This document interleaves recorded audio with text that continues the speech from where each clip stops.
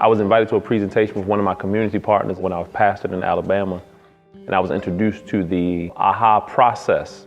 That's an organization that does the sponsors the Getting Ahead and the Just Getting By World program. And man, I was fascinated. It was absolutely incredible. And I said, I'm going to do that program. Didn't get a chance to do it in Decatur, Alabama. So when we came here to Chattanooga, we knew it was the right time and the right place. Right now we have the Chattanooga Purpose Center here at the Orchard Park Seventh-day Adventist Church, which is our community engagement arm of the church. And through the Chattanooga Purpose Center, we do the Getting Ahead program, Faith and Finance program, Tech Goes Home program, our Step Camp Summer program, and we also do our Winter Wonderland giveaway. In the Getting Ahead program, we teach individuals how to look at their situations where they are and also where they want to go. And we help them to remove those barriers in between that keep them from reaching their goals. So the Getting Ahead program, we meet twice a week. We are learning about computer skills. What does poverty look like in reality versus oftentimes what we see on TV?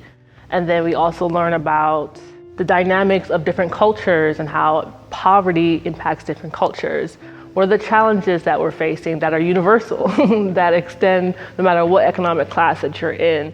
I am a case manager by profession, and so one of the things that I enjoy most is just seeing people succeed, and helping to empower people to be able to do that is a passion. So we'll be doing things like resume writing workshops, visiting City Hall, going to City Council meetings, advocating for our communities as well as advocating for themselves. So we're building stronger people to build stronger communities. We teach basic budgeting, how to save, how to pay off debt, create savings goals. I heard about this class coming to the Winter Wonderland event, and I wanted to come because, getting out of poverty, computer stuff, emails, they teach you life lessons as well. So if you listen to what they have to say in the class and want to change, this is the first step to go. I want to get out of poverty, and it has changed my life, and it's going to keep changing. I actually heard about it through a friend. She invited me to the community event, and they taught me a lot of things, actually, understanding who I am as a person and understanding my surroundings. But I think the most important thing that stood out to me was realizing that poverty is all around us, and in order to get ahead, it starts with you. A lot of people are suffering even for a short period of time due to circumstances outside their control. They're in a place of poverty, and there's a lot of shame and a lot of secrecy around it because you feel like, oh man, I don't want anyone to think I'm failing. When I first started this program, I was a mess. I didn't want to get out of bed. Everything was depressed. I was just literally dragging myself here to learn how to be me again. I have learned so much, and I just feel like if you at a point in your life like where I was about giving up or, walking out on the world or just lost, this is the place for it. I always say the church will put you back where you need to be.